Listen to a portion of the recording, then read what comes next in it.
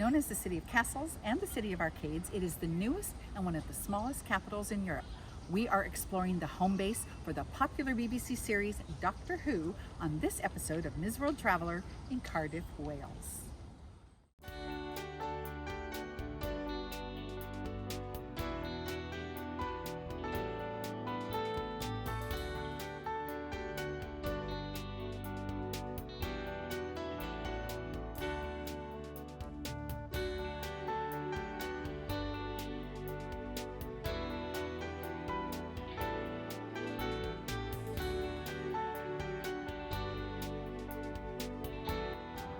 Hi friends, I'm Ms. World Traveller Kerry Damiano, and I'm taking you on an adventure to discover style, design, fashion, art, and antiques in great shopping destinations across the country and around the world. Come with me.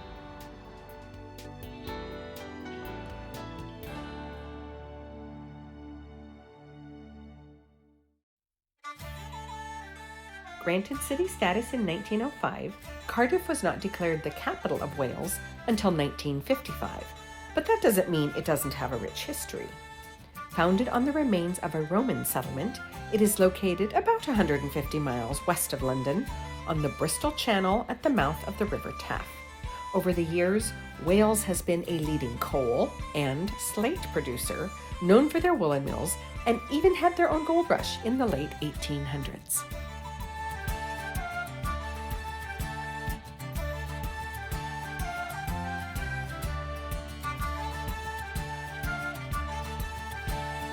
One of the most recognizable landmarks is Cardiff Castle, built by William the Conqueror and added onto throughout subsequent centuries, and is now heralded for its outstanding Victorian apartments, which, unfortunately, through a comedy of errors, we did not get to see.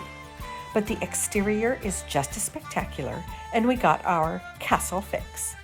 To actually get inside, you can do a general admission ticket for £14 and visit some of the rooms, or spring for a guided tour and see even more.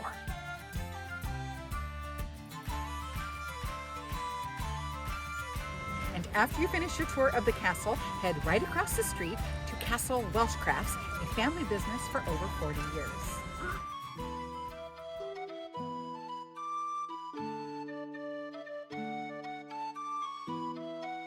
It has been in its present location since 1982 and has become the premier shop to find an extensive selection of Lovespoons, a traditional form of carved wood art dating back to the 1600s.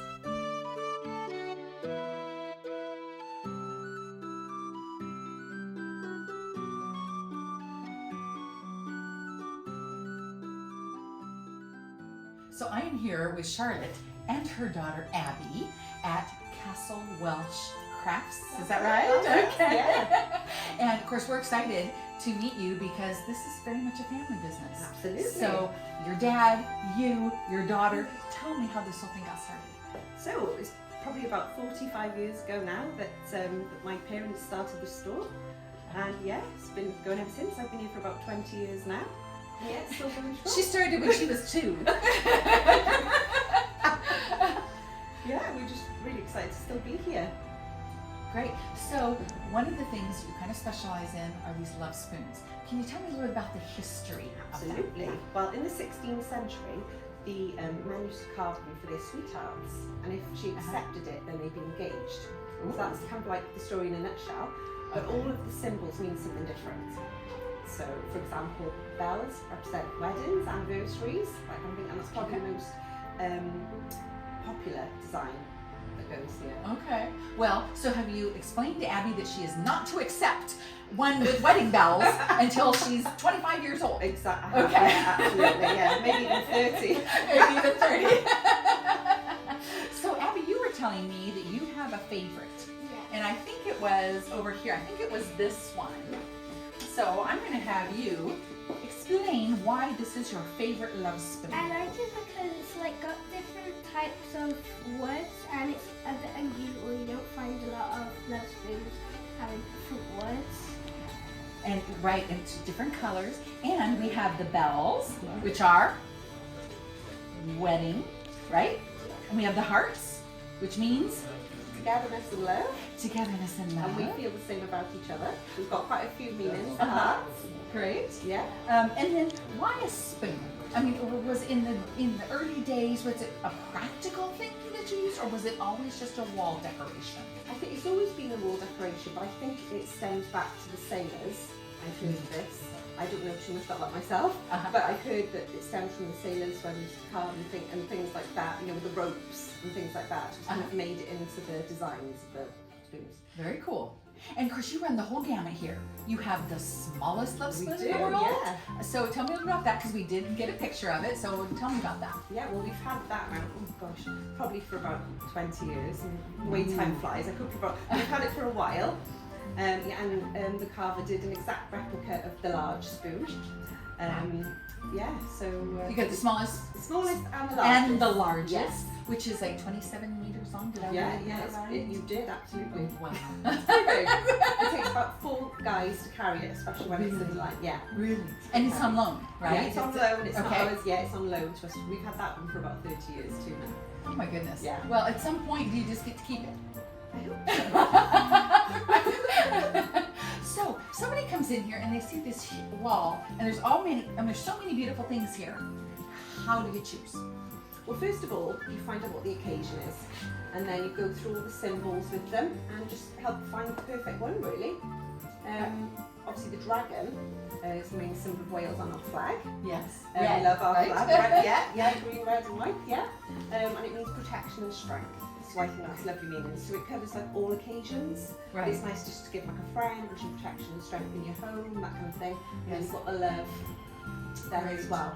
Great. So that's a nice thing. It's not just stuck for people who are going to get engaged, right? Not at all, not at all. Because you'd have to wait so many years. It wouldn't be fair, would it? So your mom's in the business, your grandpa's in the business. Is this something you're going to be doing someday? Well, when I was little and a few weeks ago, I did serve a few customers. Did you? You're bringing her up right to, you know. She even asked to come in. Can I come into work? So she's got a strong work ethic already, which I'm proud of. Wonderful. But I understand you're a dancer, so maybe you'd give us a little twirl. Ooh. Welsh National Ballet, here we come. I hope so.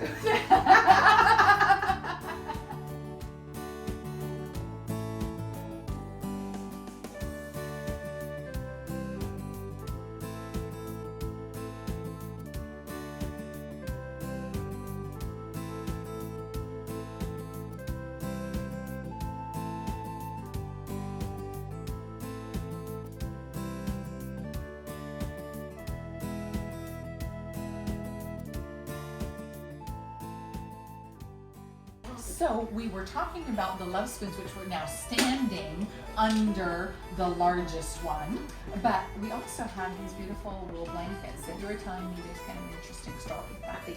Yeah, absolutely. Well, they were all made in Wales, firstly. They're made in a place called Flint in North Wales. This particular one is recycled wool. So every year they do a different weave, which is quite nice because it makes a very unique blanket. So no two are ever the same. We've got a couple of different colours here, so that's a bit more of an autumnal colour. And then my favourite, got the pink running through that. They're very, very warm and then absolutely perfect for like sofa, putting up on the sofa, and then on the bed, really. Right? Yeah. Well, you were saying recycled wool. What exactly does that mean? I think they recycle the wool each year.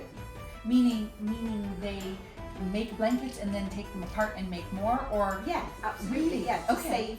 save. So maybe if they've got like an end of a line or something of a weave, I think they incorporate it into a different one then to Wow. to recycle the wool. Uh-huh. So then it's no waste. I love that. What do you think about this one, Abby? It's really soft. Yeah, is it pretty heavy? Yeah. Yeah, a little bit. Well, it's beautiful. It's soft, but it's almost it's definitely wool. Yeah. Wool has a specific feel It to does, it. yeah, and smell. What do you think? How does it smell? Fluffy. Fluffy.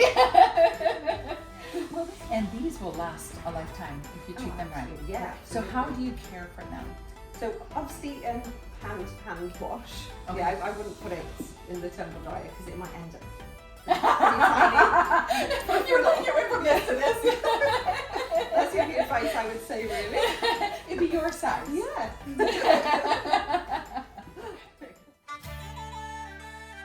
I always like the story behind things, the history, the inspiration, the reason it is what it is. Lovespoons are the perfect example of why it is important to know the why.